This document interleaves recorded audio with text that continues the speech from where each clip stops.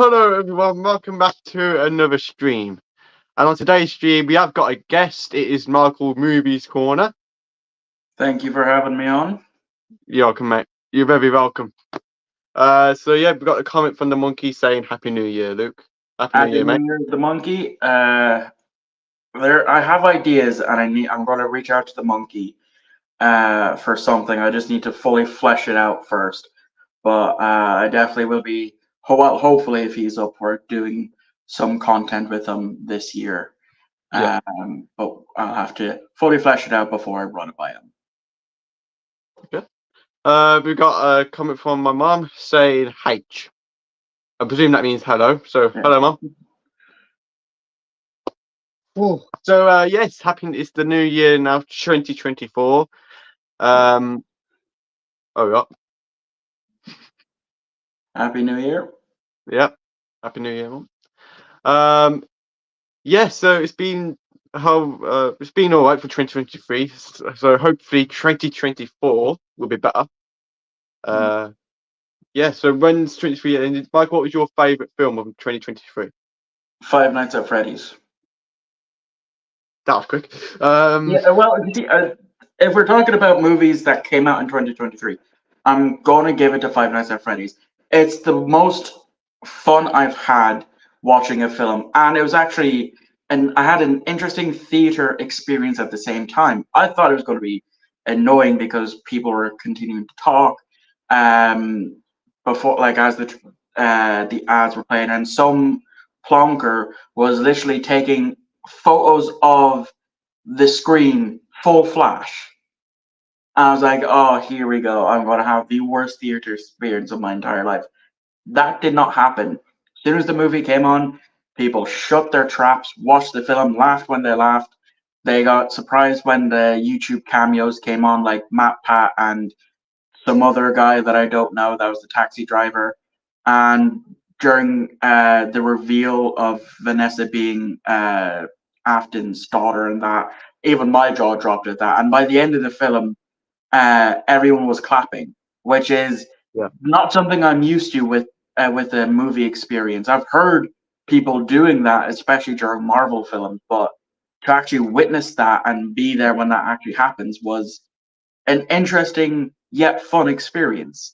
But if we're talking about movies that I've seen for the very first time, then I gotta give it to the Irish film Philomena, which is a brilliant film where Dame Judi Dench in it playing Philomena. It's based off of a true story of Philomena trying to track down her son that the Catholic Church sold into adoption to an American family, and it just highlights yet again just how Ireland should not have been handed over to the Catholic Church by Eamon de Valera, the Yankee fecker, when he did. But it's a sad and beautiful film that I'd highly recommend to anyone. Okay. My best film for 2023 would probably be Guardians of the Galaxy 3, because I don't know, it was just a good film. I really enjoyed it. It's better than, from my opinion, it is better than the Marvels, but yeah, I did enjoy like some of the other films away from Marvel, but in my opinion, I would give the best film to Guardians, because it just has a great story, and they all deserved a third film. All of them did. But yeah. Yeah, I 100% agree. The only gripe I have with Guardians 3 is the god awful movie poster that they put out for that. I just look at it, I was like, this could have been better, and yet that's what we have. Yeah. Oh god. Right. So we got Zappa saying, "Hi, how are you guys? I am good." Matthew says, "Happy New Year, all." Happy New Year, Matthew. Star-Lord hates mowing lawns. I mean, I do as well, but that's a sensory issue. That's my excuse. Obviously this year we've had Transformers: Rise of the Beasts as well, which for me didn't like. it wasn't the best of Transformers films I thought it would be, but it was okay. I guess it was okay, but I didn't watch it. you didn't watch it. No, I even was given a free DVD copy from my uncle because he ordered it off of Sky with the buy and keep thing that they do. And he gave it to me, and I was tempted to keep it. But then I saw that I would have gotten €6 trading credit or €9 trading credit in CEX. So that's what I've done. I just traded it in and bought something that I actually wanted. Yeah. I mean, the movie that I liked about Transformers was when we saw, because obviously if you've seen the trailer, there's other beasts in this film. Yeah. I think the other machines was better than the machines that we've already saw. But it's not the best out of the Transformers. My favorite Transformers film probably Transformers 1. I agree. Yeah, the first one is definitely really iconic. Yeah. I remember enjoying the second one, but then again, it's been, I don't know, 15, nearly 20 years since I last Yeah. seen it. But the only reason why that kind of went to shit was because the first, well, not the first, but the writer strike at the time. So the Yeah. end, it all rushed to go into production before the strikes happened. Yeah. Obviously, Paramount have confirmed now that they're making 8 and 9 for Transformers now. So they're confirmed they're making 8 and 9. Yeah, and there is the new Transformers 1 coming out this year with, Yeah. I think it's Chris Hemsworth voicing Optimus, which when that got announced, I was not happy because if you're doing a Transformers project whilst he's still alive, you got to get the original voice for it because he is Optimus Prime. No matter what he does, what he's done in his career, he'll always be referred to as the original Optimus Prime. Of course they would, yeah. He's done it for years, yes. So, my mum's got a question for you, Michael. Okay. Are there any films you're looking forward to in 2024? Yes, there are quite a few actually. Well, about 5.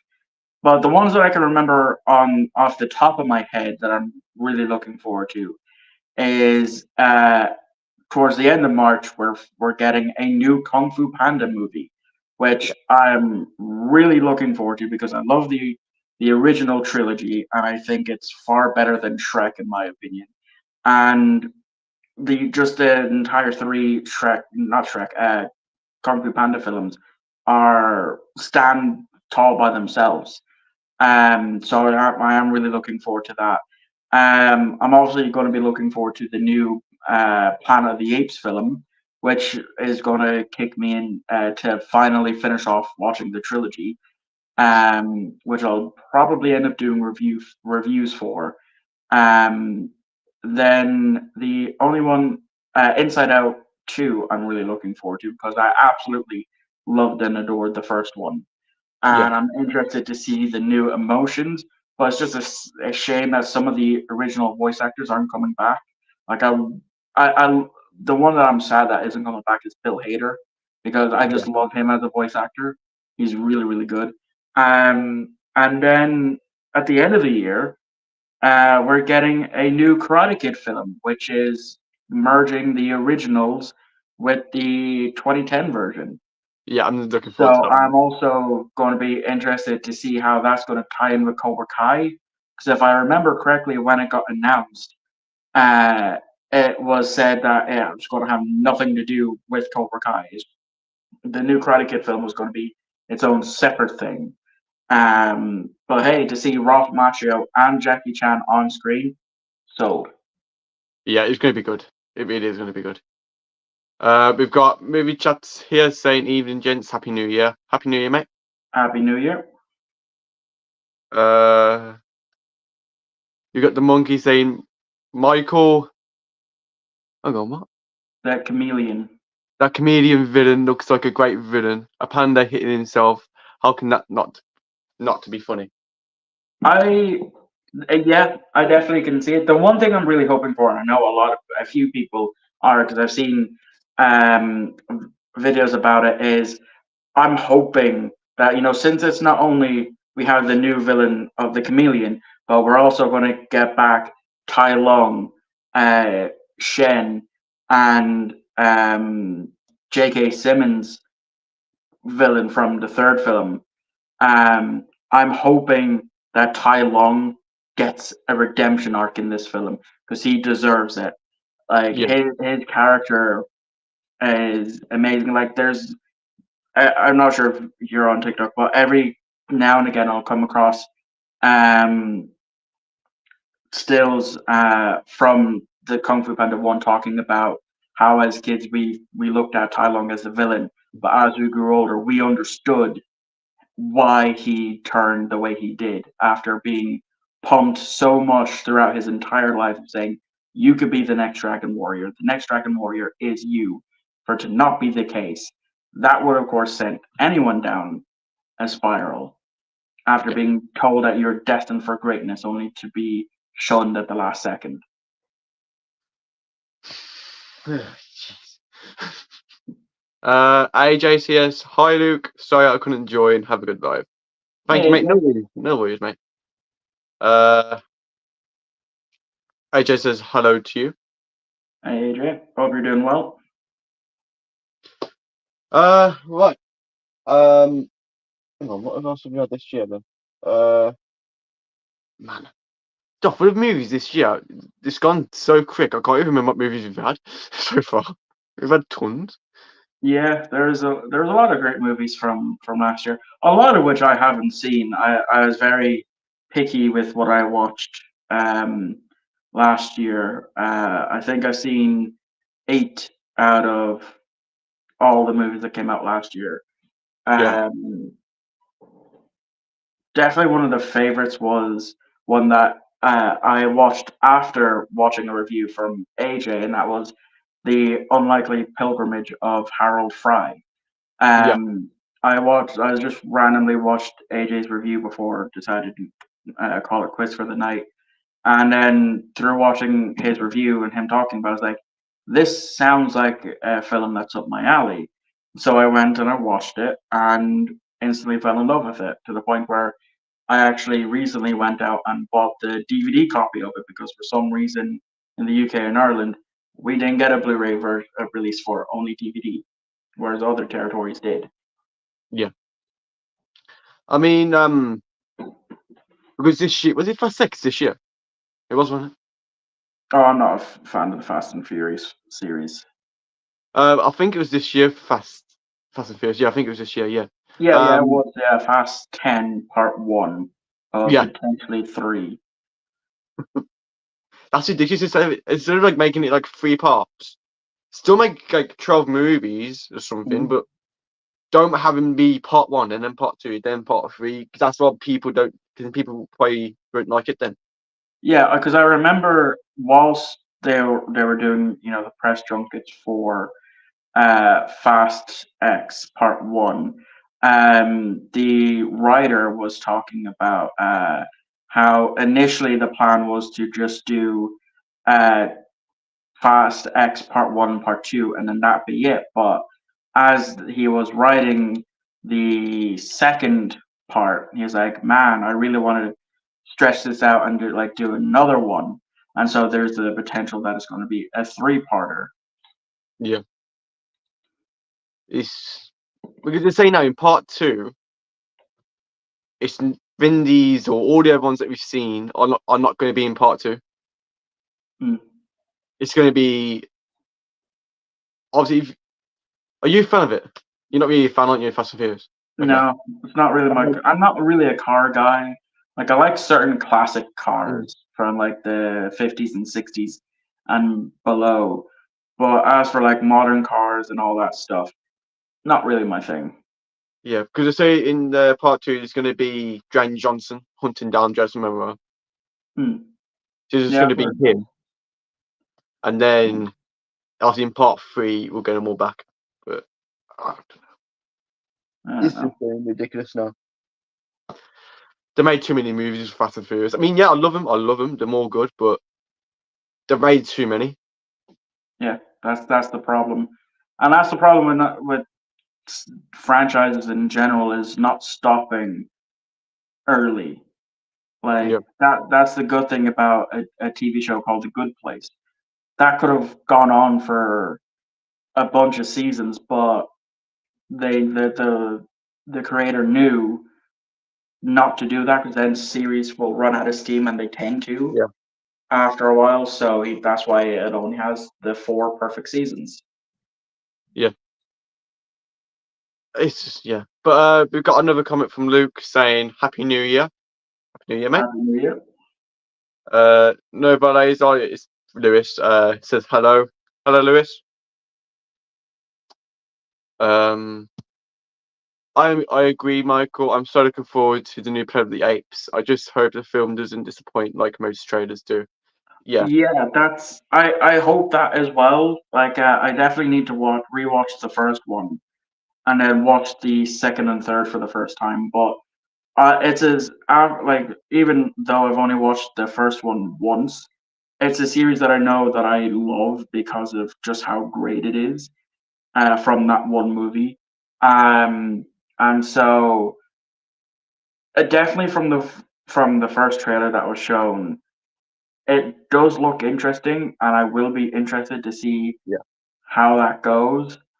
But hopefully, it isn't going to be a letdown yeah, after those trailers, and that's kind of why after the first initial trailer drops, I won't watch any of the other trailers because then as the trailers go on, they have to show you things to get people in the seats for the cinema, and so they'll fucking spoil half of the film for you.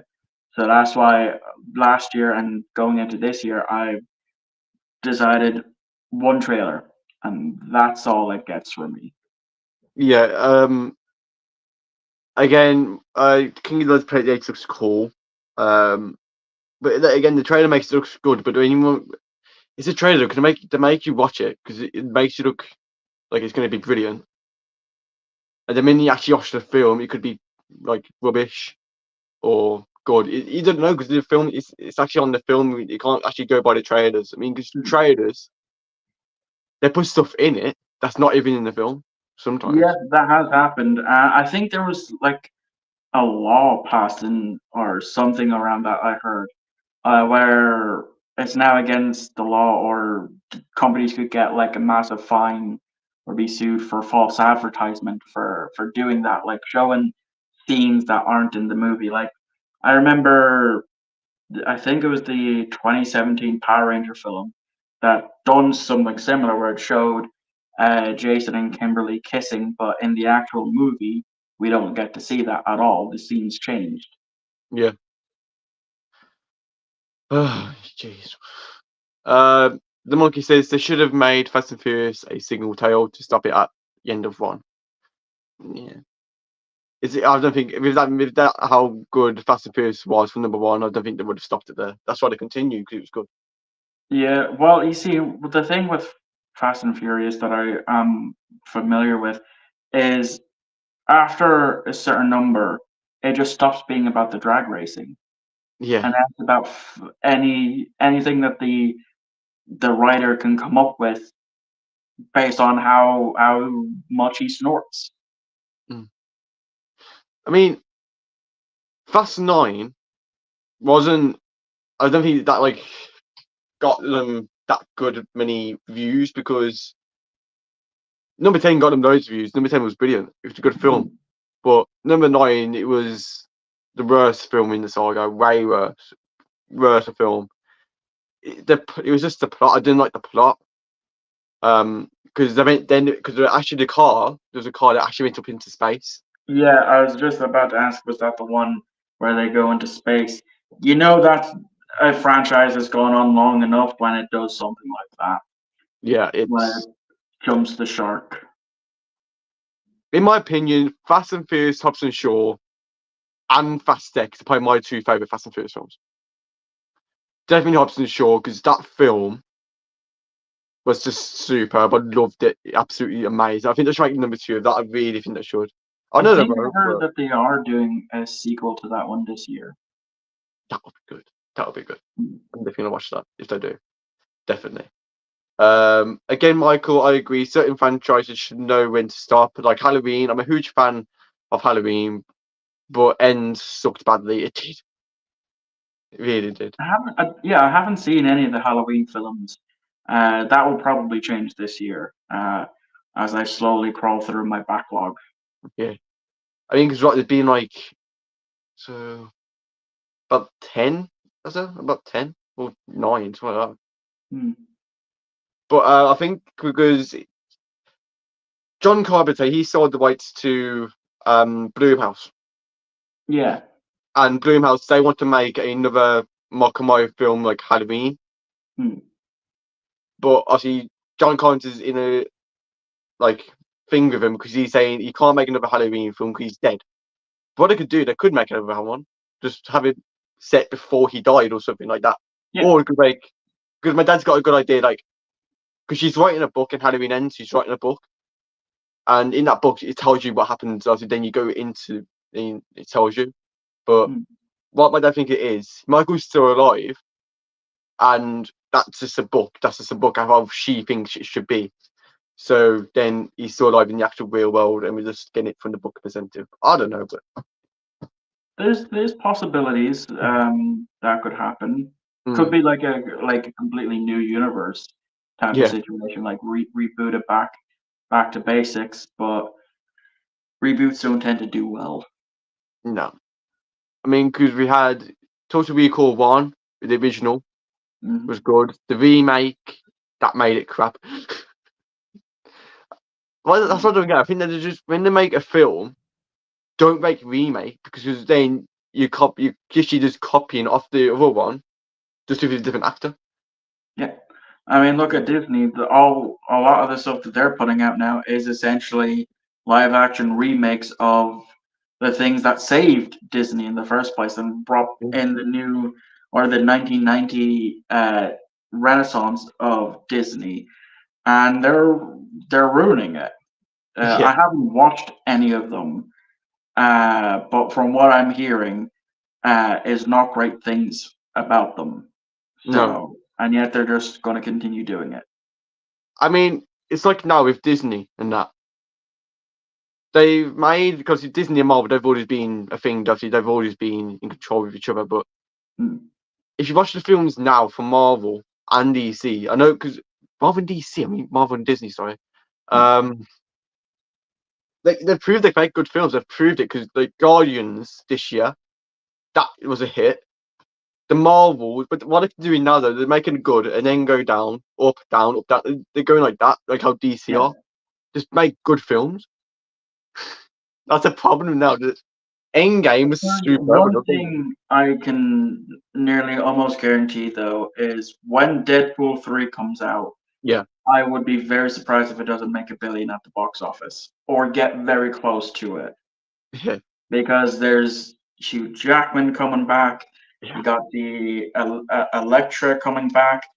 Rumors of others coming back. I would love to see the Fox Fantastic Four show up and Chris Evans be Here we go. going back in that. The amount of jokes that Deadpool and Ryan Reynolds can make on that alone would be worth seeing.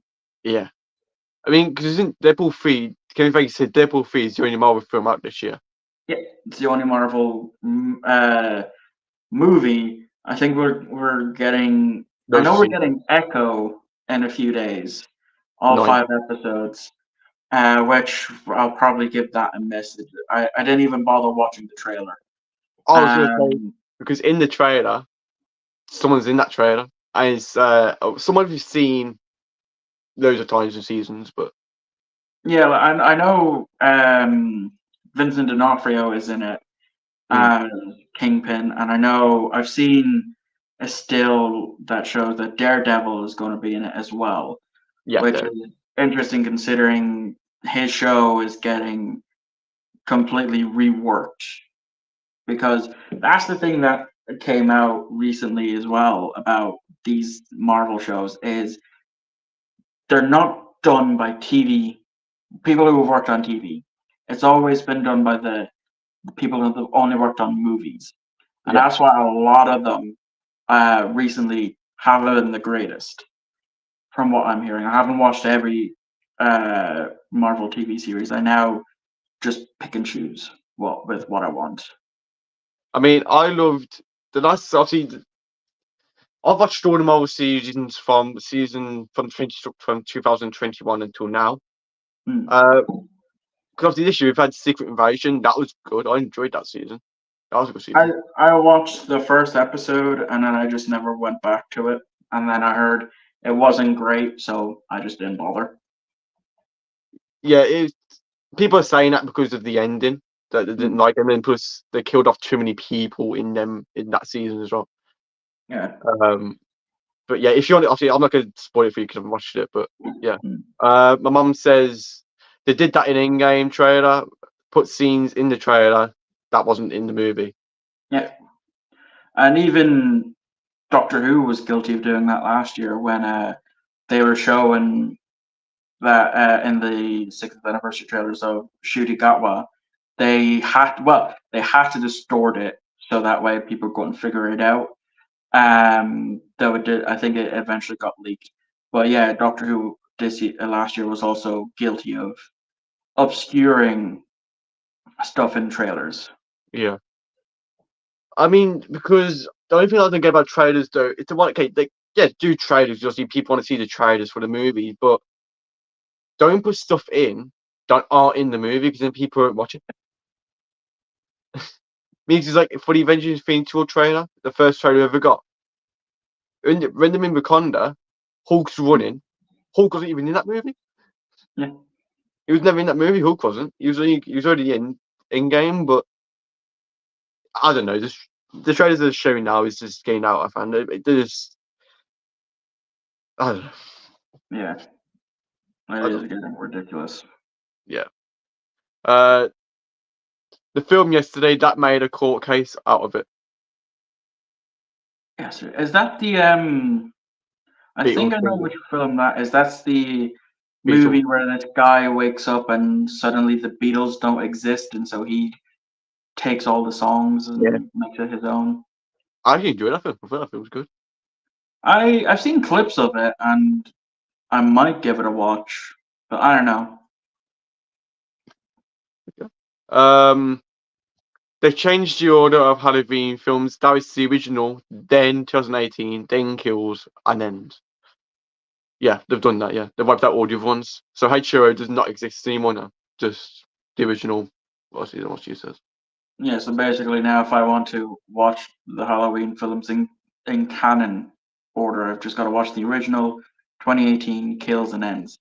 Yeah. Which is stupid. The fact that they basically erased all the other films as either non-canon or in their own separate universe. That's stupid.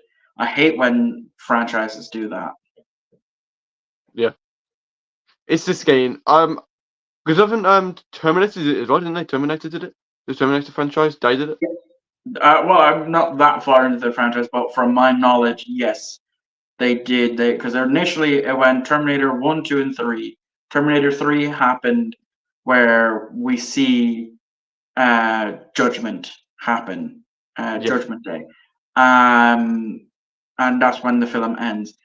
Salvation, which is the next one that I need to watch, takes place during the Human Machine War, and then after Salvation, I think Genesis and the new one change the timeline completely again.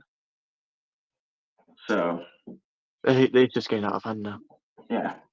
The monkey says, Fast X, I loved seeing Gal Gadot opening the hatch of the submarine at the very end. My favourite part of the film. Okay. My favourite, I don't really have a favourite part of the film. I loved the entire film all the way through, so I didn't really have a favourite part from it. Disney have gone too rogue, to be honest. There's no need for it either, as every character is different way. It's different anyway. As Marvel, they have different special species, in them anyway. Yeah. Yeah. That's the one thing I loved about one of the new South Park specials that came out last year was Enter the Pandaverse, where they basically made fun of woke and anti-woke crowds. Yeah. Saying that it's lazy doesn't really matter much.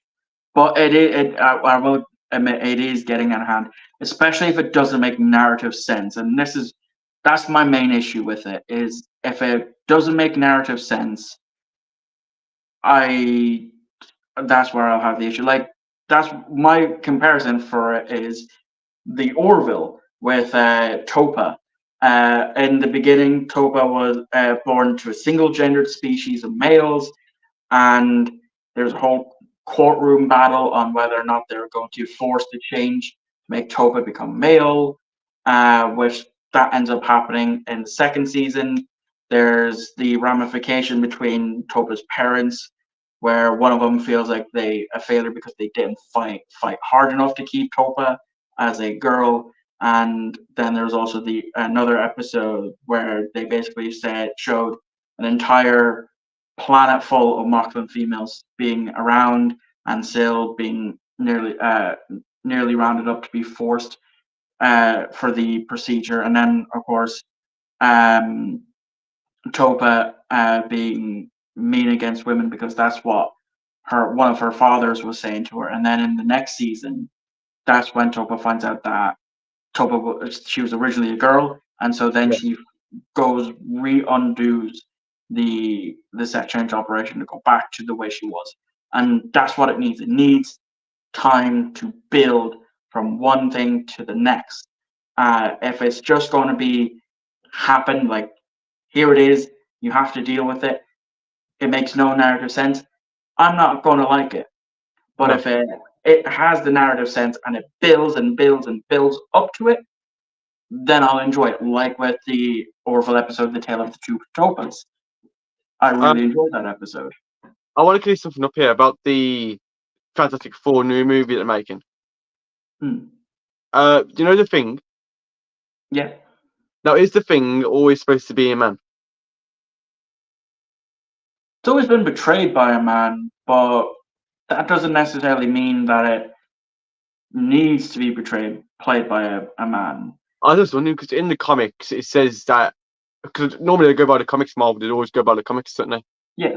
That by having like a man play different roles and then a woman play different roles as well. We've got a guest. Yeah. Oh, it's a guest. You've got Gary. Hey, Good evening, Michael and Lucas. Good evening, Gareth. You all right? Yes. Oh, let's get out of the way.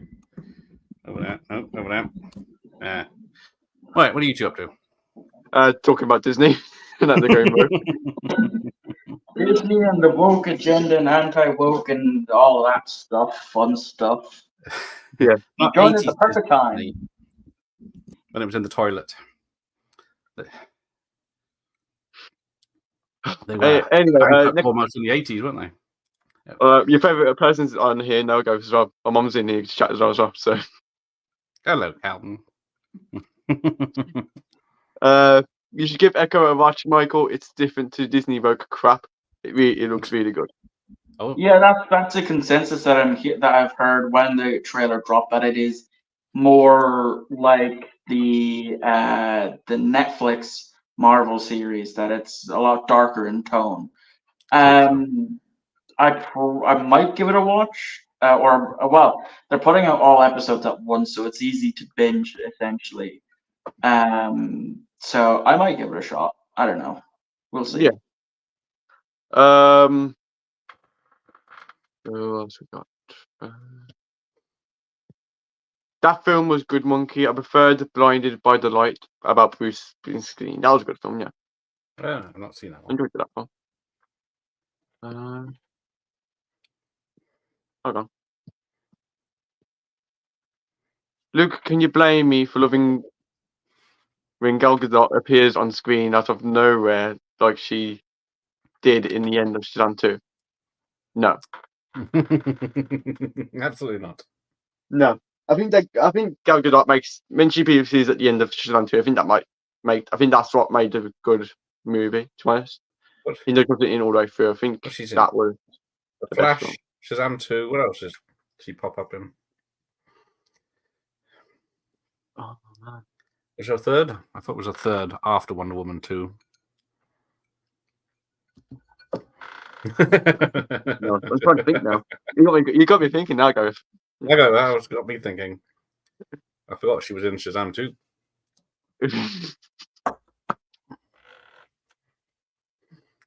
I can't remember. No. Oh, there we go. Drawing a blank myself. Shazam 2. I can't remember. I can't remember the first one. We'll find out later. Yeah. Apparently, Disney have confirmed they've had tons of complaints about the wokeness and are changing the shows and films in the future back to normal. Thank God. Normal, eh? That'd be interesting if it's true. I haven't heard about that. No. I know they're redoing what's it? The what's the Red Hulk in? The Red Hulk's in Thunderbolts. That's it. So yeah, they're reshooting like half of that film, aren't they? Yeah. No, it's Captain America: New World Order that they're doing. Oh, that's the one, isn't it? Yeah. Yeah, because apparently test audience didn't like it. Isn't Harrison Ford it now? Yeah, At all? he's been recast to play Thunderbolt Ross since the original actor sadly passed away. Yes. That was bad news. That was. Well, there's been two before, isn't it? Was it William Hurt and who was the other one?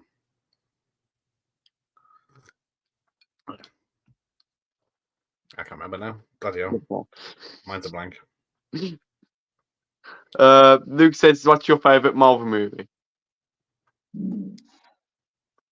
Don't you go first. Shit. I'm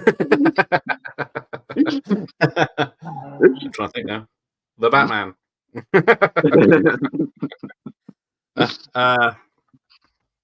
first Iron Man, I think. First Iron Man.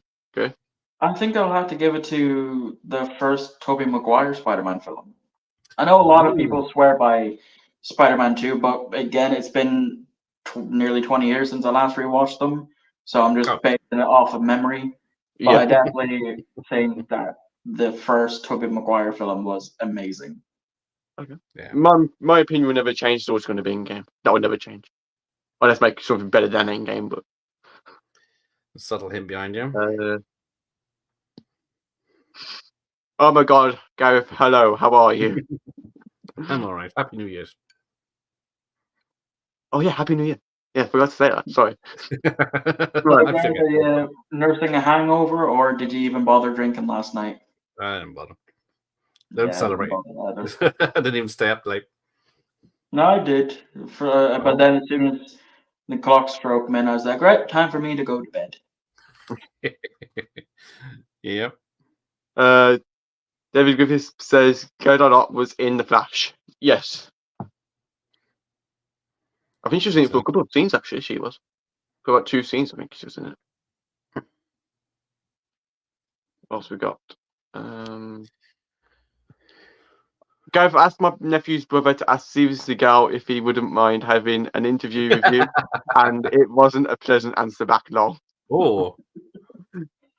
Nephew's to us. Oh, from the nephew's brother or from Steven Seagal? My money goes Steven Seagal. Yeah. I mean, Gareth, if he had Steven Seagal, I think all your fans are going mental. I know I would. So I'd be surprised, but yeah, could happen. Right, that's it. Comments are done. Thank God. Catching at the right moment. Right, I'll leave you to it then. You can discuss Doctor Who now. I gotta go. Got my own thing. Good night, everyone. Good night, Kel. Good night to Michael, and have a good rest of the stream. Thank you, mate. That was nice. Bob says, from both Gareth and Lord, they were both very rude. Yeah. Yeah, I don't know how he does it. How the hell does he get like loads of people on from like directors and from what he told me, I think he pays for the premium for IMDb, which gives you access to all that information. So he just sends them emails and sees who will agree to come on. I was gonna say because I've actually asked went on Instagram and I saw Sylvester Stallone. I know, but is that like the actual person? He didn't reply, so yeah. I thought, "Hi, mate, can I interview you, please?" It shouldn't work out because it didn't actually. It saw it, but it didn't play. Maybe that's nice. I mean, oh wait, what was I going to say now? Oh, here we go. Hang on, mate.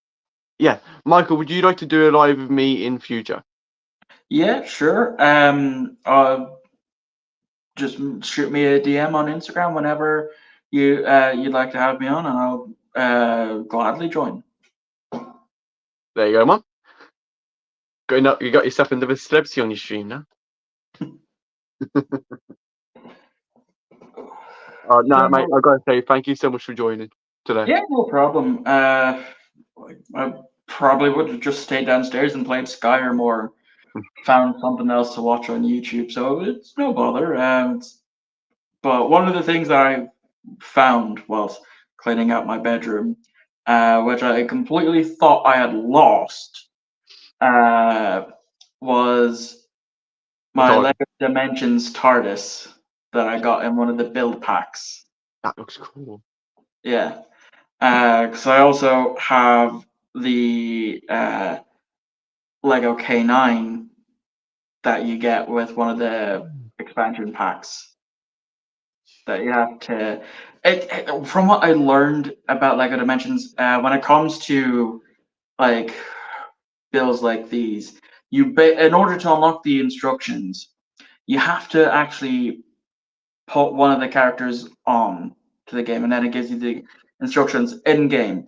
Or if you're lazy and you don't want to go out and buy the actual game and portal and all that just to do all that, thankfully there are YouTube videos that actually has all the instructions for you to follow.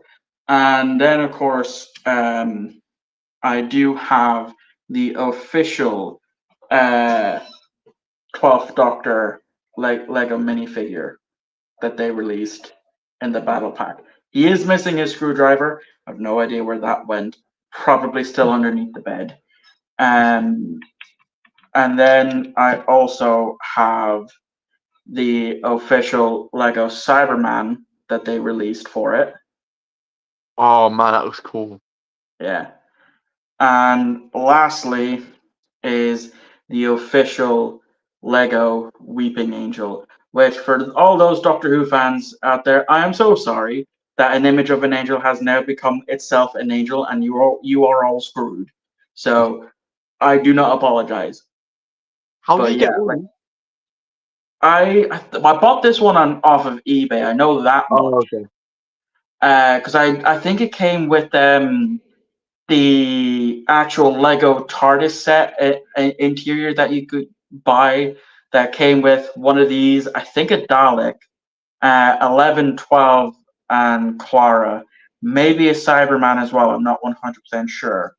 The Doctor TARDIS and K9 was an expansion pack that you could buy with Lego Dimensions.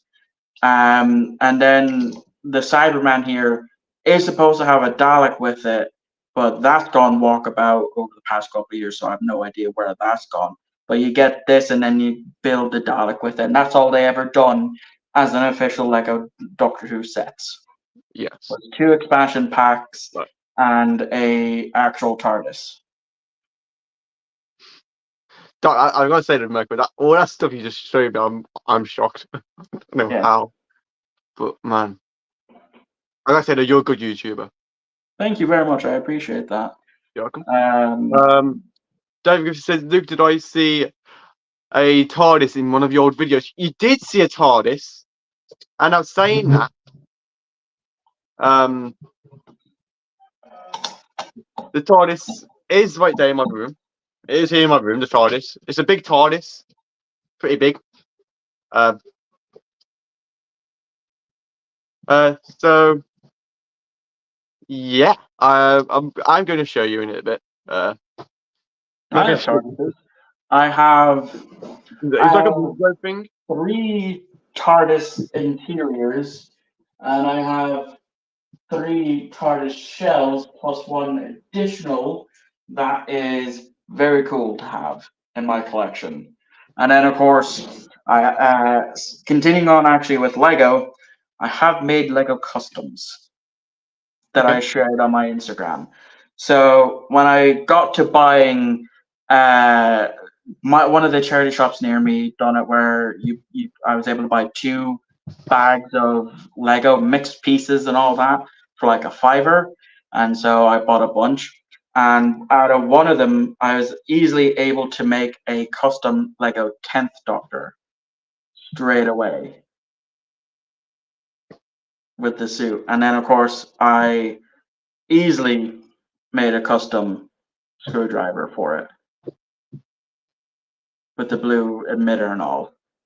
That's cool. And then I made my own custom doctors. So we have my custom female doctor, which is using Captain Carter's head from the Lego CMF's Wave 1 set. Then I have another random Lego Doctor that I made. And then my favorite one that I made is because as soon as I saw the torso, the Lego torso, I was like, yep, that's going to be my Doctor. And this is him. God.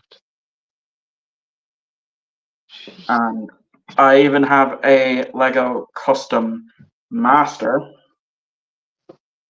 which has white eyes. And then if I take off his hairpiece and twist his head around and put this on, is that the right way? Yes, it is. With the tux, he has a top hat to go with it. And my own little custom Lego console that I made with a whole bunch of other different stuff. And that the lever can move up and down and stuff. So that's cool. all of the Lego custom. Well, almost all of the Lego customs. Before I found the TARDIS, I went and built my own. It's not the greatest because I hadn't a lot of blue pieces. So as I turn it around, you'll see where I ran out. Yeah. But it's not bad. I definitely need to get more light blue pieces to actually finish it off. Yeah. Richard Golder here saying evening, happy new year, lads. Happy new year. Happy New Year. They're awesome, Michael. Please feel free, if you have Facebook, to join my page and share your videos on there. It's called Kel's Bits of Everything. You'll be more than welcome. Thank you. I have been toying around with making a Facebook page for the YouTube channel because I deleted my personal Facebook page back in April because I just didn't see a point in it. But I might make one for the YouTube channel, definitely, because I have been toying around with the idea of doing up a new channel icon and banner. But I've also toyed around with the idea of actually paying someone to do it, using Fiverr.com to do it. I have done so in the past with an old channel of mine. Well, 2 old channels. So maybe I'll do it that way, or maybe I'll just make it my own. I don't know. Right. Now, this TARDIS, I'm going to show you the TARDIS now. But yeah, this TARDIS I got, it's like a wardrobe. And first off, you just come like in a blue, you just come blue. But I thought, like, you know what, because it's blue. Me and my dad helped me. My dad helped me. I turned it into a TARDIS, basically. Okay. Whoa, that is really cool. I think I could show you better if I change my camera. I don't want to face it front. There you go, like that. Can you see it? That is really, really cool. So yeah, that's the TARDIS that I made. That is the thing. But yeah, That's my TARDIS. Yeah, pretty cool. Okay, let me just turn my thing around now. This is very confusing. I think it was that one. There we go. Right. There you go. Right. But I'm going to sit back down now.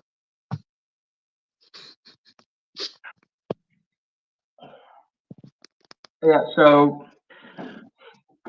let's see if I can. Let's see, it's at 40%.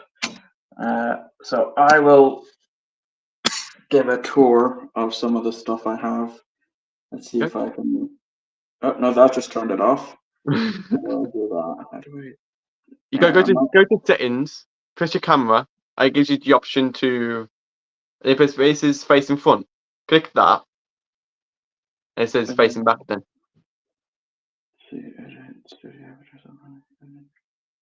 No, I don't think I have the settings. We'll go. Oh, well, wait. Yeah, we do. Yeah, front facing camera, back facing camera. There you go. Now you're looking at the ring light. So, moving up here straight away. This I got at a flea market, car boot sale for $5 for Darth Maul's lightsaber. So that was a great deal. So here we have the Junkyard TARDIS that was seen in season 6, episode 4 or 5, The Doctor's Wife, that the Doctor and the TARDIS made. You know, that can come out, and then the rotor can be lifted up, and that's about it. Then I also have the 11th Doctor's first TARDIS, and then I also have what remains of the 10th Doctor's TARDIS that I got for Christmas. As you can see, it's pretty battered and bruised. But it still works, I think. I haven't tested it out in a while. And then moving to here is nearly all of my Doctor Who figures on display.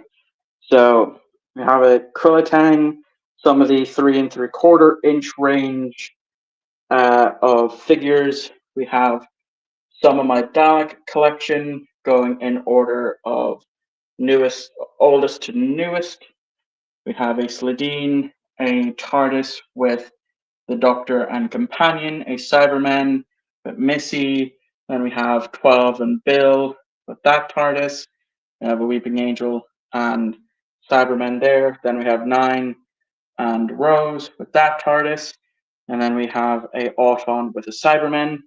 Then we have 4 and Sarah.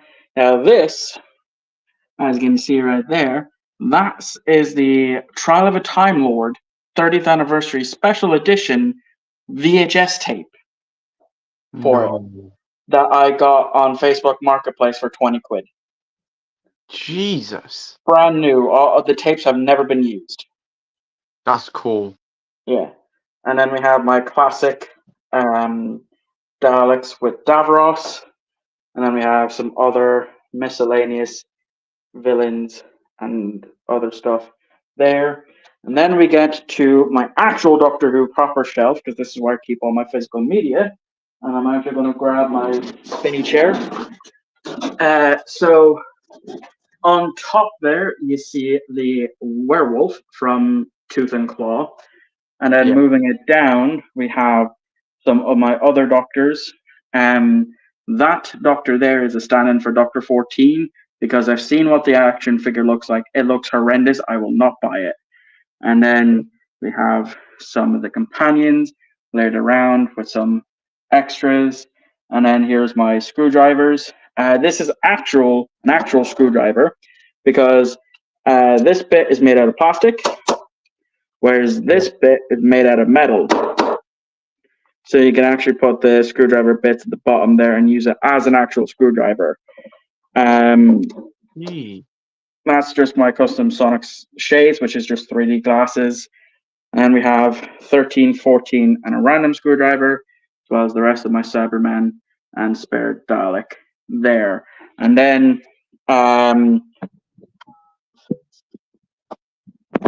so Classic Who, as far as Planet of the Spiders, and then I'll have to pull it out. Give me 1 second.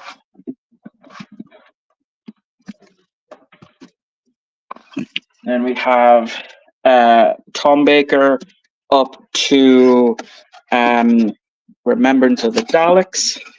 I got to pull it out once more.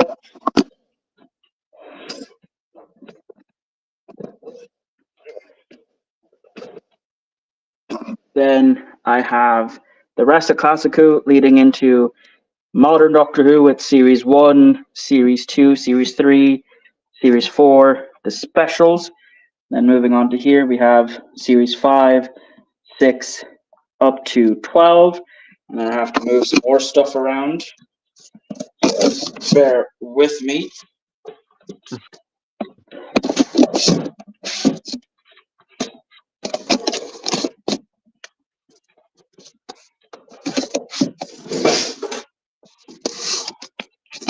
Back to there.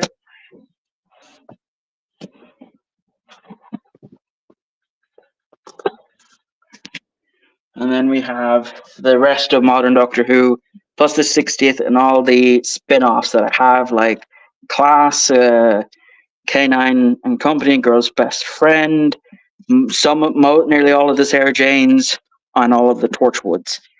And that is all of my Doctor Who collection that I have. That is amazing. That it's something that I'm very proud of, to be able to have a complete modern Doctor Who set and slowly working on a classic Doctor Who set as well. But it's a slow work in progress with the Classic Who at the moment. Okay. Luke, show your new Doctor Who. I will. Give me a sec. Right, so I've only got 2 things for Doctor Who. Because I don't really go out collecting Doctor Who that much because I'm a fan. Mm-hmm. But I don't buy that much stuff. So obviously I've got the complete season 6, which is Matt Smith, I believe. Yeah. It will. Oh, that's cool. So yeah, I'll see up there. We get the official BBC DVD. I don't think I've seen that edition. Obviously, I've Matt Smith at the front. Now that's a version that I have seen of it, but not the one with the silent on the front. Yeah, I actually like that idea. Yeah. Yeah, very nice. And then inside, I believe there's cards. I think I get how many cards do I get? Okay, so that's the like a cartoon thing. Yeah, I think my Series 6 has that. I go grab it. I believe there's. Yeah, my Series 6 is slightly different to yours because my slip is this. But then once I take the slip off, it's the exact same as yours. Yeah. Just the slip is different. Yeah. Which is interesting. Also, we got 6 in here. So. Mm-hmm. So. Oh man. So there's the first card. Is that one? Nice. We have the Cybermen. Matt Smith and the companions. I forgot their names. The silence. Yeah. And there's the cards. So that's the season 6 with Matt Smith.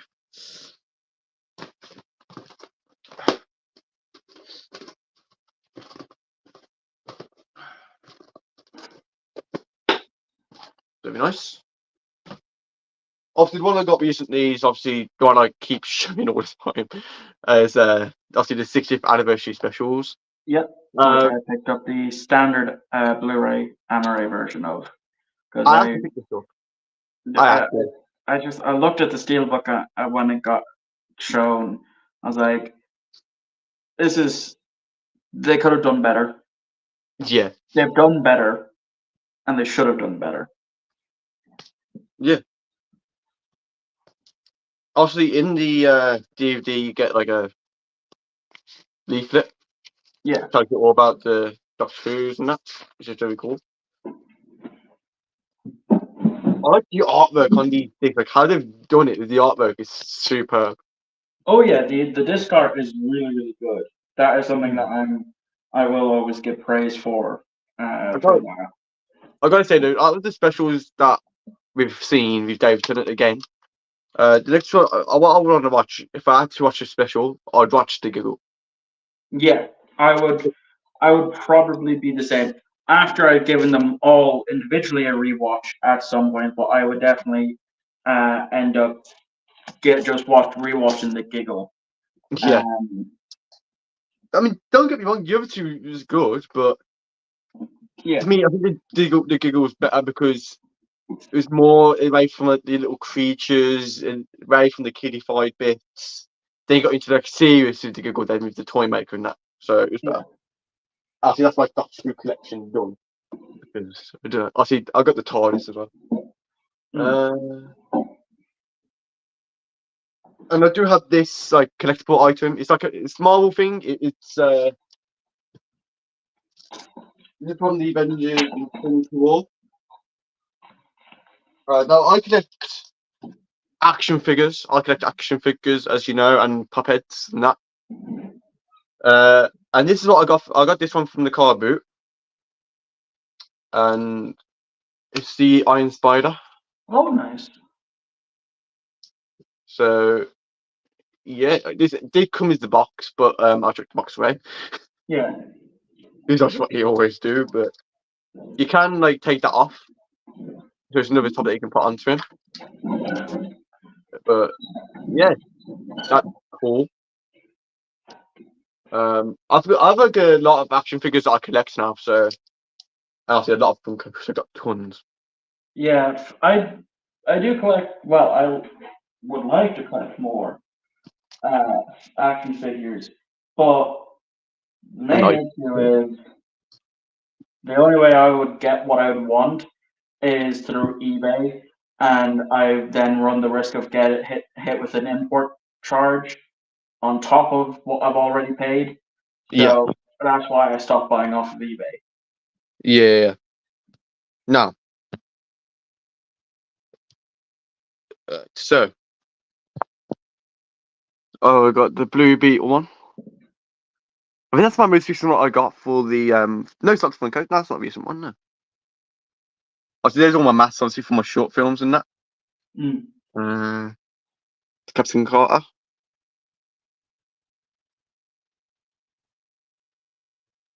We got more at the back.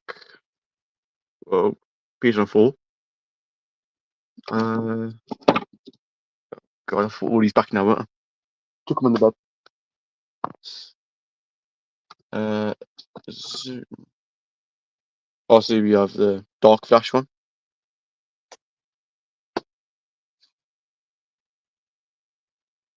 I think it's behind this one. Is that Batman? Yeah, it's Batman. Yeah. So if I move that, this is a Hulk has fell. Batman. Well, interesting. I got tons of stuff. Yeah, I don't really collect Funkos. The only Funkos that I have were gifts. Like an ex of mine, I don't have them in here.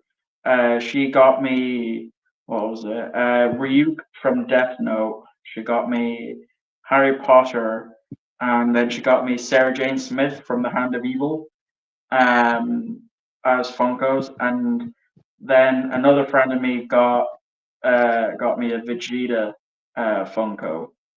And Yeah. I think that those are the only Funkos that I have. So yeah, I got a lot of Funkos going on. I do have some other quick Doctor Who stuff to flash fire through. Yeah. I obviously, of course, bought 2 months ago's Doctor Who monthly magazine. Oh man. Simply just for the posters, which are Yeah. on the wall here. I went with World Enough in Time because it's my favorite episode, and then Blink, and then it's hidden behind the door. Behind my door is a poster for the 60th. That was the only reason why I bought this, was for the posters. I don't really care for the Doctor Who monthly magazine unless the posters are worth it. But AJ last year kindly gifted me 3 comics, all in the Doctor Who universe. The first one that he sent, I'll go in order of acquirances. I did read and did do a review of, and it is of an 8th Doctor story, A Matter of Life and Death, That's which nice. has 5 stories in one, and I really enjoyed it. The art style on it is really, really good for comics and stuff. That's cool. Yeah, I had a blast reading it. I think I read it within a day of receiving it. And then he sent me 2 more after that, which was Doctor Who Ghost Stories, which takes place a little time after the return of Doctor Mysterio, that one Christmas special. And again, it's 5 stories in one. And it's not bad. It's as a conclusion for that story, it was left open ended, isn't bad. And again, really, really good comic art for this one as well. That's cool. And then the last one, which I haven't gotten around to fully reading yet, unfortunately, is Torchwood, which is World Without End, which was written by John Barrowman and his sister. So I'll just open up to a random page to show the artwork for that. And that's all the Doctor Who comics that I have. I do have other comics, but these are the ones I just wanted to show off for right now. Yeah. Man, yeah, I think your collection of Doctor Who is way better than mine.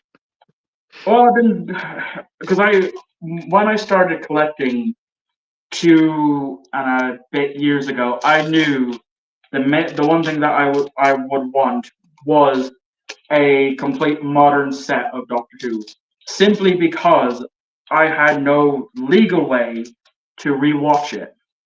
Yeah. Since it's not on any streaming sites. I know it's on the newer stuff is coming out on Disney Plus, but the UK really screwed Ireland over on that front, because the only way us Irish fans can watch it is the day it airs on RTE or when it comes out in physical media. That's it, because we don't have access to BBC iPlayer because it's a Northern Ireland and UK thing, not for the Republic. And when a Irish TikToker contacted them about that, they're like, "Oh, sorry, we completely forgot that once again Ireland hasn't been a part of the UK for 100 years, but there's nothing we can do now. You either just have to watch it on night of release or wait for it to come to physical." That's it.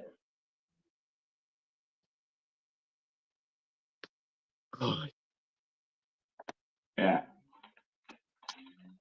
You think of me now, though, because I've got the 60th anniversary specials on DVD. Sorry? Because I've got the 60th anniversary specials on DVD. Mm-hmm. And then, obviously, soon they'll be releasing the, Christmas special, obviously, because obviously they are. But then when you get that, your collection won't be complete anyway. Mm-hmm. Because then they'll bring out season 1. Then season 2, it depends how long they ask for, because Doctor Who will never finish. It will never finish, Doctor Who won't. No, as much as I think that Doctor Who should have a long rest period again, um, I know for a fact that it won't because it's the BBC's flagship show.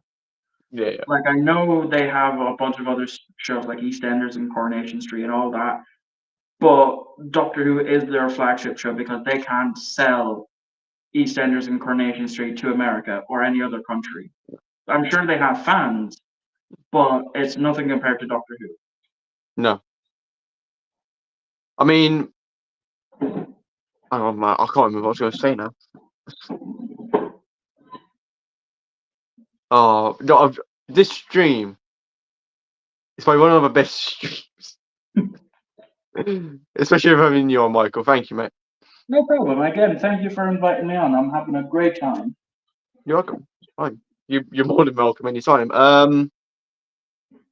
Obviously, guys, we'll stick the link in for Michael's channel in the link in the description below. So please go and subscribe to him.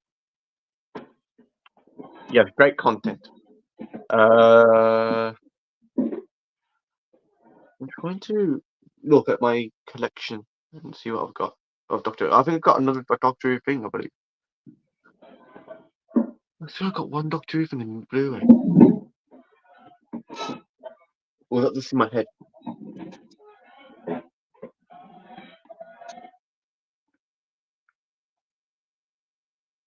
I can't remember.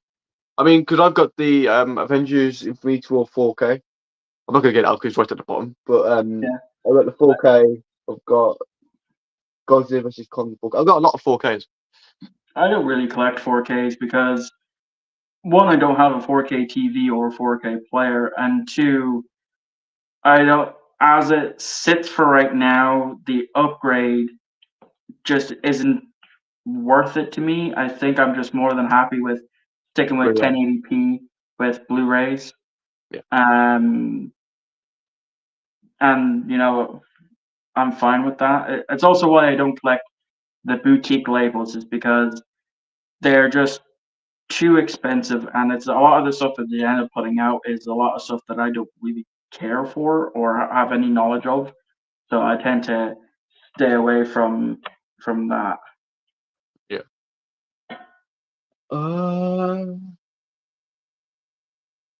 Good.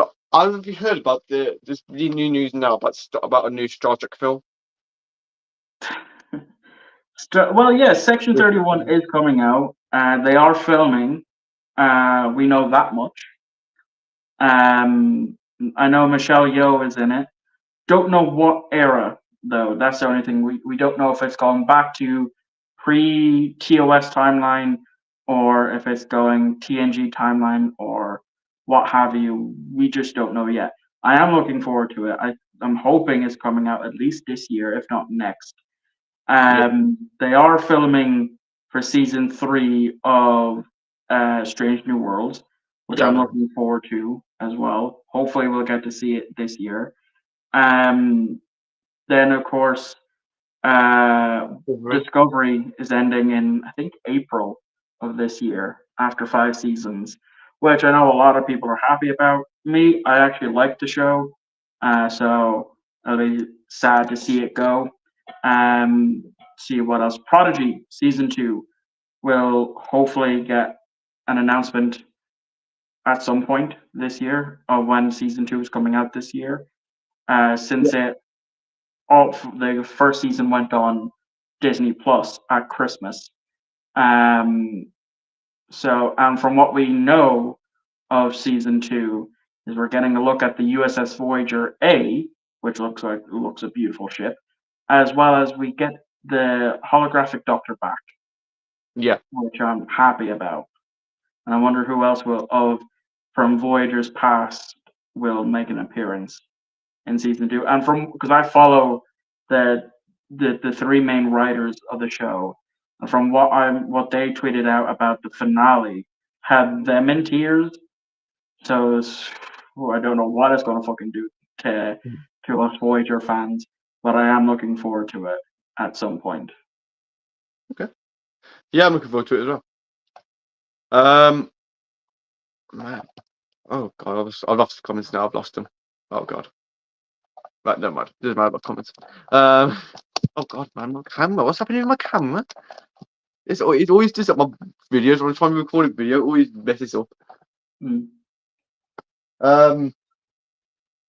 Have you seen?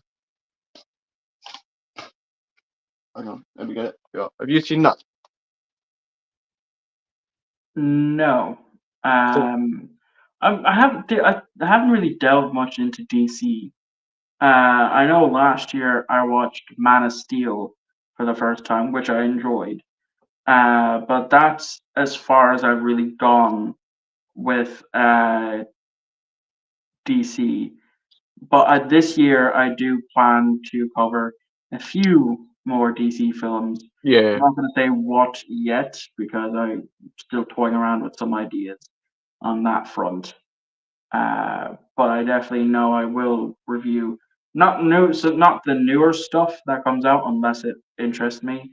But some of the older stuff I'll definitely be taking a look at this year. I mean, I don't really like because I loved Joker 1 because Joker 1 was awesome with Joaquin Phoenix. I haven't seen it. Joker 2, however, they're saying that will be with Lady Gaga as Harley Quinn. Yeah. And they're saying that she'll be singing in it, so I'm not really looking forward to it. And that's this year. Yeah, they made it a musical. But a lot of people are really looking forward to that one. Even with it being a musical, so it'll be interesting to see how that goes. Yeah, but they basically made like the Joker turn into like a musical character now. He's never like a musical. He's always a killer or something. Yeah. Because they're making the Batman 2 with Robert Pattinson. Which I haven't seen yet. I know it's not AJ's favorite film. I know he doesn't like that one. We got a comment from the monkey. No, my comments are back now. That's good. The second season of Marvel's What If was amazing. Best season yet. Really added more to my favorite character. I connect everything figure out. Yeah, I haven't fully watched all of What If season 2. The last one I watched was What If Captain Carter fought the Hydra Stomper. That was the last one I watched, which I really enjoyed. And so far from what I've seen of it, I have enjoyed. Though from what I'm hearing online, is a lot of people aren't happy with the fact that with What If season 2, that they focus so much on Captain Carter, which I don't agree with. I'm from what I've seen anyway, of Captain Carter from season 1 and the bit that I have seen of season 2, I have enjoyed. I definitely though would say my favorite episode so far would be the young Peter Quill episode because that basically shows us how Peter Quill in the MCU universe can get his celestial powers back. Yeah. So it'll be very interesting to see because I think they will be doing a Star-Lord solo film at some point. So I'll be very interested to see what route they go down for that. I mean, because they're saying now, because they're making Avengers Secret Wars, and obviously Kang Dynasty, if that ever gets made now. Well, apparently it's only just ever been referred to as Avengers 5 or something or another. So it hasn't really been referred in development as Kang Dynasty. So we'll see how that goes. Because he is due for sentencing next month. I doubt very much he will see any jail time. I think he'll just go on like house arrest for a year or 6 months probation, something like that. I don't know. Well, I think because really, if you think about it, when he did all that stuff, it's not as it is. I mean, it's bad. Obviously, I'm not saying it's not bad. It's bad, But Ezra Miller did way more versus stuff than what Jonathan Majors did. Yeah. Ezra Miller like literally got a chair, hit someone with it, got a gun, pointed it to someone, and then he still gets starred in the Flash film. Yeah. That's why I think, in my personal opinion, when it comes to Kang, I would like to see a recast Yeah, continuing on. Otherwise, if they move away from the Kang aspect of it all, with what they've already been building up, that's going to derail everything unless they can make it work. But then again, they'll make Kang feel like Ultron. Because yeah, from what I understand in the comics, Ultron is this big, powerful foe. But in the movie, which I did enjoy, regardless, but in the movie was made to be just a one-off villain, which I don't think should have happened. But then again, what if it was? I really enjoyed that version of Ultron as well. yeah. I mean, I gotta say though, because now that Jonathan Majors did all that stuff, and then obviously that's to cut down on Jonathan Majors for the MCU. There's loads of talks about Doctor Doom. Yeah, that's been a 4chan rumor for a while now that they're going to have Doctor Doom be the big bad, and that I think Cillian Murphy was in line to be Doctor Doom, which I'd like to see. Yeah. But I'm really looking forward to how Avengers Secret Wars goes. Yeah. Because there's been loads of rumors now again about the original six coming back. That will never happen. Oh, well, I know it won't happen. That's like rumors, but I hope it does. I really do hope it does. I mean, if it does happen, I don't know how I would feel. I know in the moment I'd feel happy, but then several months down the line, I would then look at it with a different mindset of maybe they shouldn't, because they would have ruined certain character development that came from the Infinity Saga. I think they made a big mistake. Marvel and Disney, for that matter, Disney and Marvel made a big mistake of killing off Iron Man. They should never have done that. Never. I don't think so. I mean, it was 10 years worth of films. Robert Downey Jr. played the character for 10 years at that point, 10, 11 years.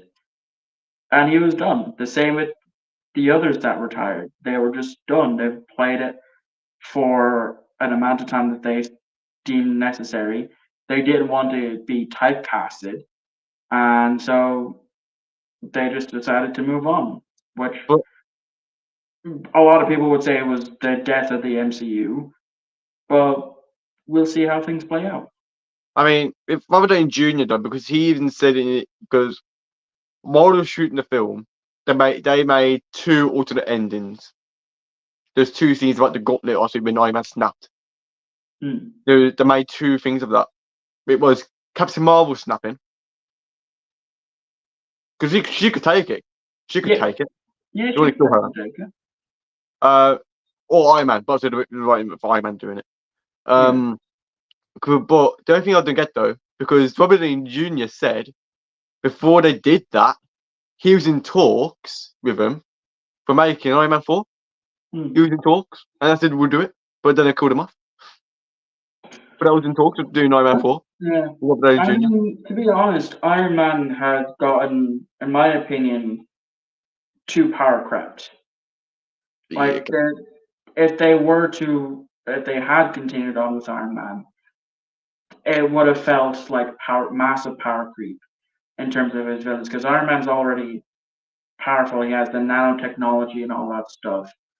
And so it would feel like in order to continue on, which is the same thing that happened in Supernatural, that had to keep introducing a new bad guy that was stronger than the last, which just wouldn't feel right for me. Yeah. I will call it Iron Man 3 best Iron Man movie. I still need to watch Iron Man 3. I've only watched the first two. But yeah, if you go watch Iron Man 3, Michael, it's better than the first two. I know I've seen Cinema Wins video on it, so I have a vague idea of basically what happens in it. But when it came to getting into the MCU in 2021, I just watched whatever I felt like watching, and that's where I'm back at now, where I feel like I don't need to watch everything. If it's from a franchise that I'd like last year was the Ant-Man Quantumania and Guardians 3, then I'll go and see it.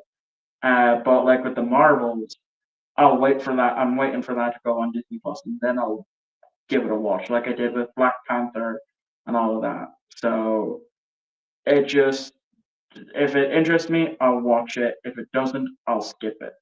Okay. I mean, because what Disney are doing now, they're a little trick now of getting rid of people. Mm. And this is actually true because Sony's done it loads of times. Because the last time Sony had when they got rid of someone was Andrew Garfield. Yeah.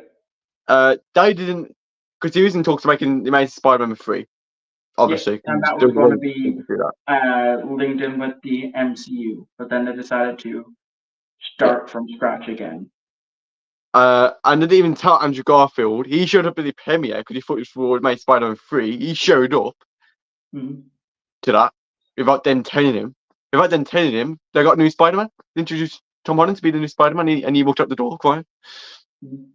What they're going to start doing is start telling the actors if they're going to be sacked. You've got to start telling people, because otherwise, is that what I mean? Yeah, actually, Andrew Garfield, Toby, they still come back. They still came back for No Way Home. But they was lucky that Andrew Garfield actually come back. So they was actually lucky. Sony was so lucky to have him back. So lucky, because if Andrew Garfield didn't come back, in my opinion, that film should, that film would have been good, but it wouldn't even be better without Andrew. It wouldn't have been the same without Andrew, because Andrew is probably rated the best Spider-Man. But with Tom Holland, he's only rated the best one as well because he's in Marvel and that. But then Disney's done it as well with Robert Downey Jr. So they keep doing it. But we got a comment from my mum saying, Michael, but if it was their choice to leave, why don't they want to come back? They filmed 3 alternate endings for Endgame, and Robert Downey Jr. didn't know he'd been killed off, as they didn't tell him. See, they're doing it again. You guys are telling you. I mean, like, if they want to come back, and as long as it doesn't undo the big character development from the Endgame and that, then I'll be happy. Yeah. But maybe I think I would be more happier to see other versions of the character, other variants of it, instead of it just being Robert Downey Jr.'s Iron Man. Yeah. God, I think they're just basically wasting Marvel's time. Well, what Marvel should do is just be their own company, because if they're their own company, I think that Marvel get on way better without Disney, because Disney are making it go so badly at the point people don't like watching and unsubscribing, because they only subscribe because of Marvel and Star Wars. That's the reason why they subscribe. Yeah. But they've done the same with Star Wars. They've made that go down, way more down. They used to be high. Same with Marvel. I don't know what Disney are doing. They're literally doing it on purpose. Yeah.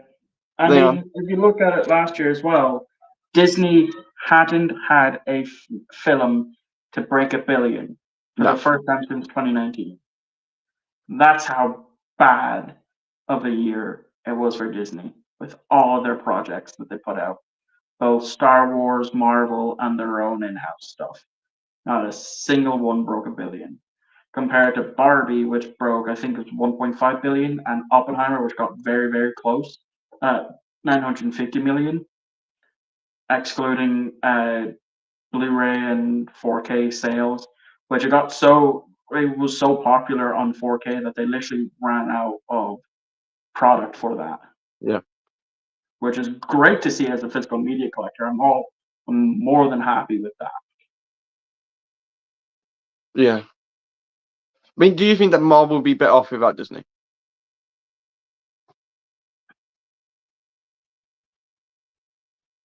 No, because if you got to remember that the whole reason why Marvel sold off all the rights to their characters is because they were close to bankruptcy, essentially.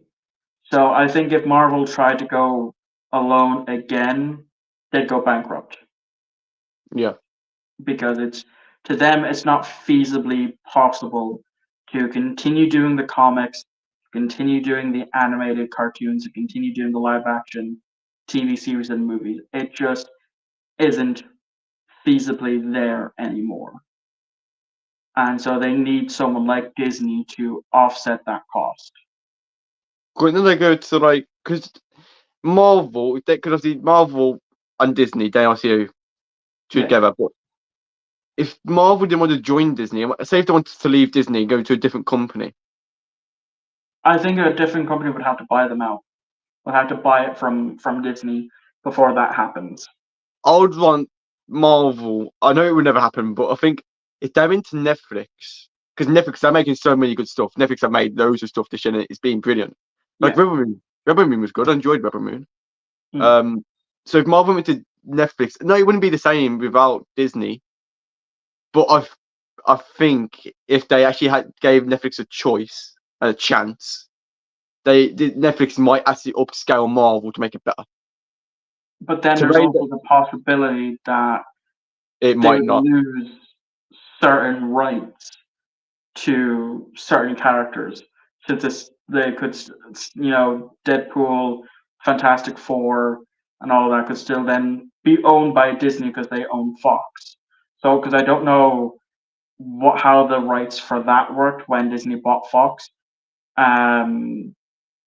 So if they did leave, they could lose quite a bit in that process of their IPs. Well, Like Disney's talking about getting if DC now. they left, I definitely would easily say that Sony would pull Spider-Man from the MCU. Yeah. And then they could lose the rights to Deadpool, the X-Men, Fantastic Four, because that could still then be owned by Fox.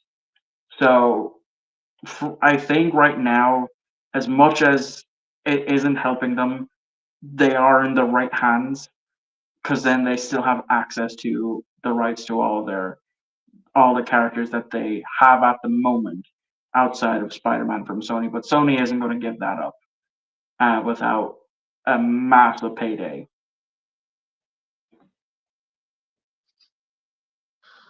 I mean, I don't know what Disney are doing. To be honest, Disney are just making it crap. They really are. Yeah. Sorry, I have to say it. I have to. They are, yeah. It's They need new management. They do. That isn't just in it for pushing it out to make money. They need to give it time to develop, to make it right before sending it out to box office. I mean, it's something people saying it's not Disney's fault. It's Marvel's fault. How is it not Disney's fault when they got to get involved with Marvel? Yeah, they've got to get involved. It's owned by Disney. Yeah, who else? If it isn't Disney's fault, who signs the checks at the end of the day? It's always Disney. Disney always do. And then, especially for the actors that Disney have, like, because they've still got Chris Hemsworth, they haven't got rid of him. Mark Ruffalo's still there, and Joe Moreno's still there. So we've still got the original 3 still there. So we've still got 3 members of the original 6. But they're saying now that because Disney are in talks of buying DC now. Is this getting out of hand? Why do you have to buy DC for? You already know well that DC are just the same reason why Disney bought Marvel in the first place and bought Star Wars and partnered with the BBC for Doctor Who, because they want to own everything. That's why Family Guy made that joke, or it's one of the Family Guy South Parks that made the joke that Disney will own everything. Yeah, they will, yeah. Because they have the money. I mean, like, look at the theme parks of how expensive it is to do just anything there, aside from stand around. Like, if you want to go to Galaxy Edge and build your own lightsaber, that's $200 for a fucking lightsaber. Yeah, I'm sure the experience is magical if you're a massive Star Wars fan, but it ain't worth 200. It's Yeah. not worth 200 just to Hello. go get a lightsaber. Well, Hello, Michael. Hello. Yeah, my point was, Luke, about the Disney thing, is because no, Disney. I wasn't saying it. I wasn't saying it. What I I'm trying to say I didn't is see your comment then. you Sorry. can't put it properly on the text, on the comments. Can you really? What I was trying to say is I've got a big problem since Endgame. Okay. With Marvel. And I'm a huge Marvel fan. I've got the Marvel plushies, the films. I do like DC as well, but I've got a lot of time for Batman, right? But my point is with Disney and Marvel, you can't really say it's all Disney's fault, because Disney was with Marvel when they produced Endgame. They produced Captain Marvel 1, Black Widow. So they're capable of making like good things, really good things like Guardians of the Galaxy. To me, the problem is the writers and the directors and the producers who were writing the scripts, writing how the character's got to be. It's like from Endgame, if you think about it, well, from Captain Marvel 1, you know, you saw everybody was excited for her character, you know. She's got like the energy in her and everything. As a woman, it was nice to see, you know, even though I prefer 4, but still.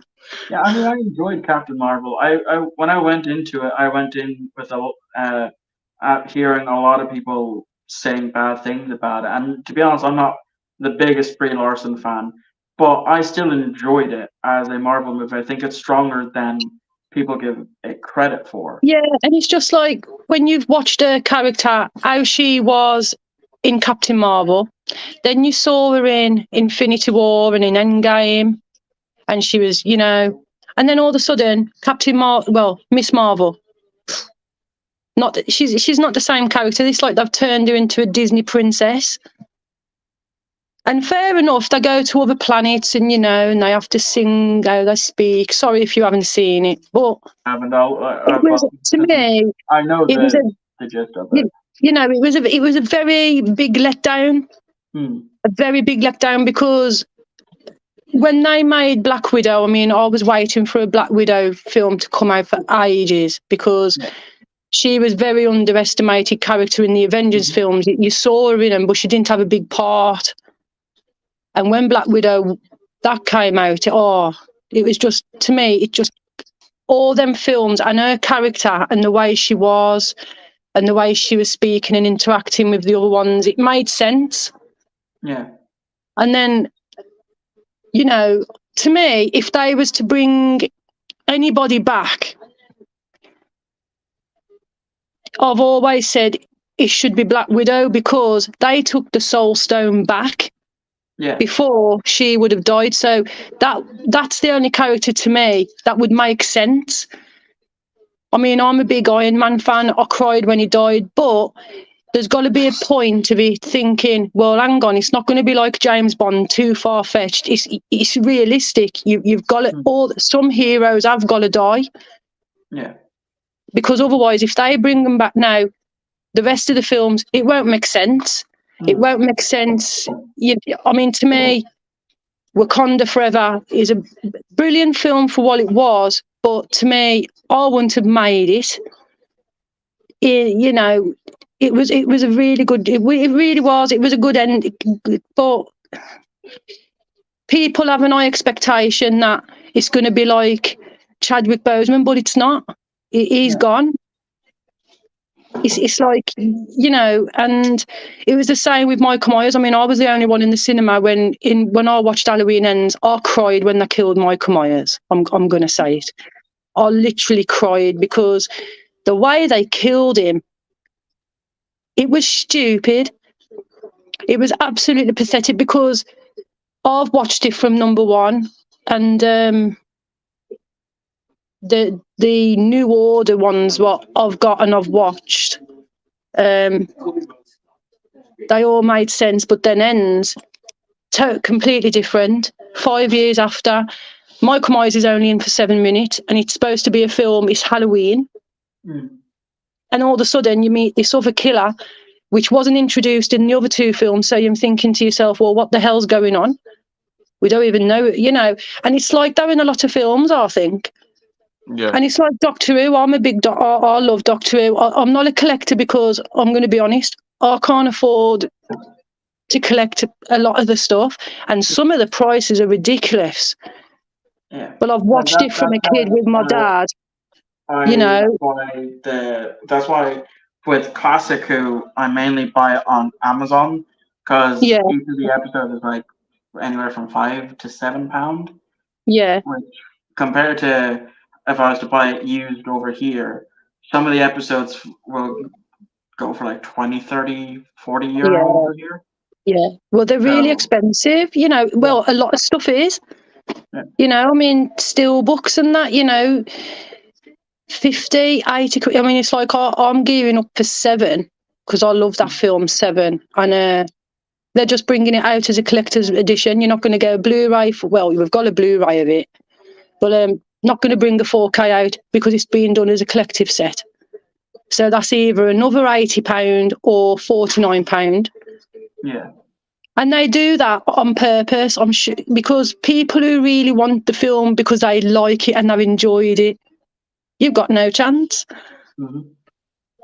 And that's a lot of things. It's like Doctor Who, you know, it's like I said to Luke, you know, give this new Doctor Who, people not giving him enough chance, because what people don't understand with shows like that, it's not the it's always, they always blame, oh, the Doctor, oh, he's crap, before it even starts. But it's the writers. If the writers write him a proper story, it can be amazing. Doctor Who will be amazing. It'll be, you know, but it's off the writers and to me, the writers and the directors, they get away with a lot of abuse, and it's always aimed at the actors in these characters who we watch and want to watch and keep watching. And the writers get away with it a lot of the time, and it isn't fair. Yeah. No. I mean, take Chris Chibnall as an example. He can write good television. He has wrote good television, but he just can't write Doctor Who for shit. Yeah. Even before he took over as showrunner, every episode he's done, except for maybe the Power 3, are all garbage episodes. Yeah.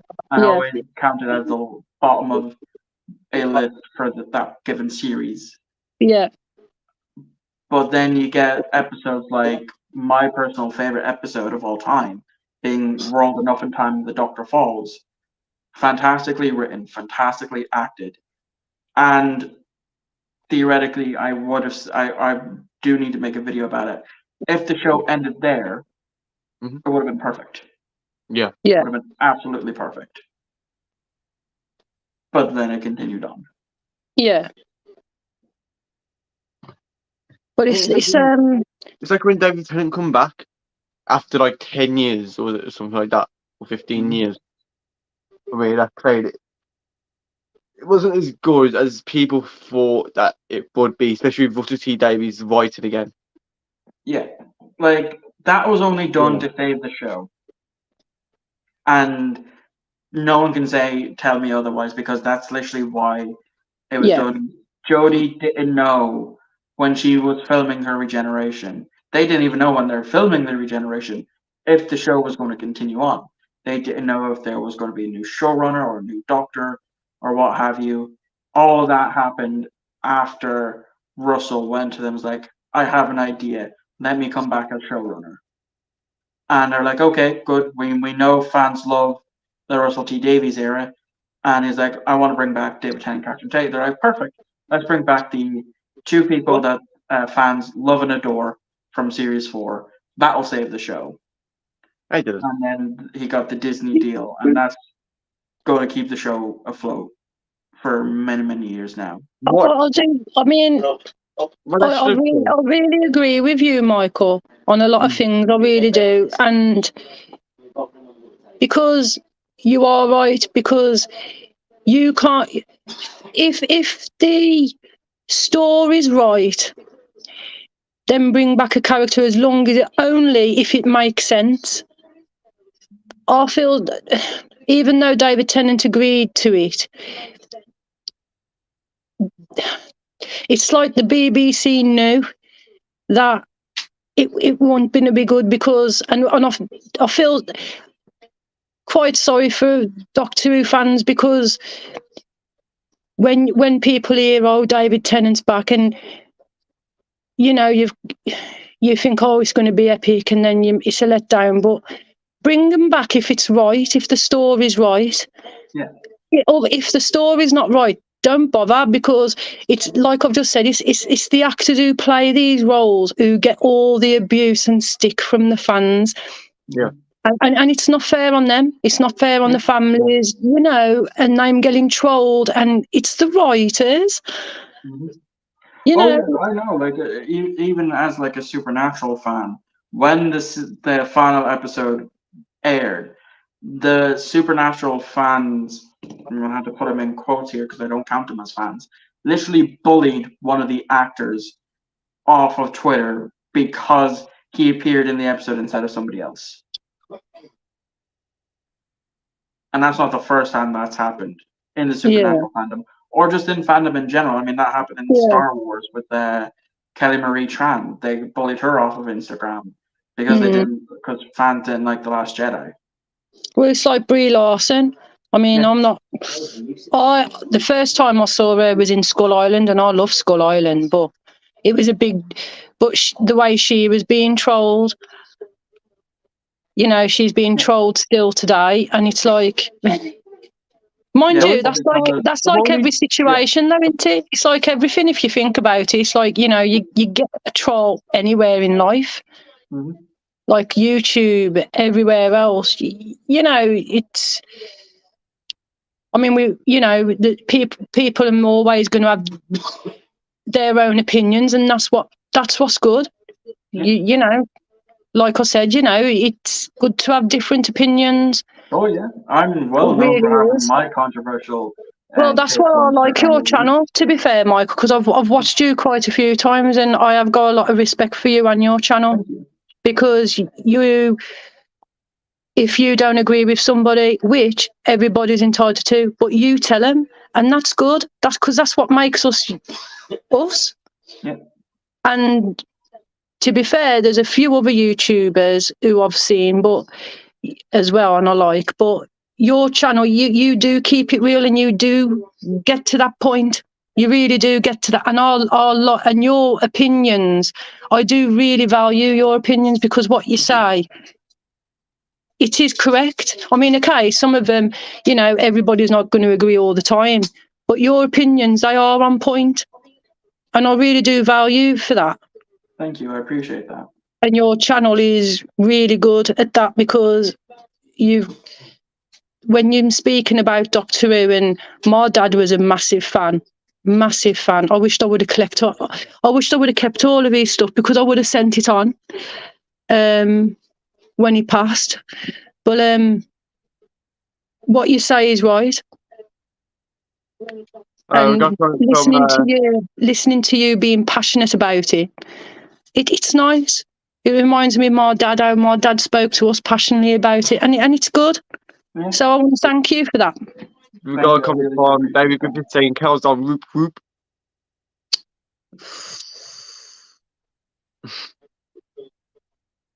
Right, guys. But yeah, anyway, guys, I'm going to love and leave you. But Michael, yeah, you've got a brilliant channel.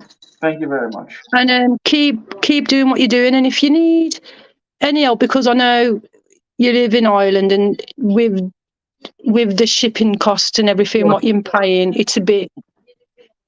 But if there's anything you need, just let Luke know. And if I see anything around, we'll pick it up, and I can easily send it on to you. It won't be a problem. Right. Thank you very much. You're very welcome, and I'll speak to you later, guys. Bye. Bye. Oh, and nice to finally meet you, by the way, Michael. Finally meet you too. That was nice. Oh man, this stream's been fun. I'm enjoying it. Yeah, it's been a great stream. Right, so guys, I think the stream's going to end here. Again, thank you, Mike, for popping on. Thank you for having me on. You're welcome, mate. Anytime. Thank you for Gareth, and obviously all the people in the chat. Thank you for popping on as well. And yeah, I'll see you in the next stream. I have no idea when it will be, but I got my ending intro. But yeah, I'll see you then, guys. Take care, guys. Bye.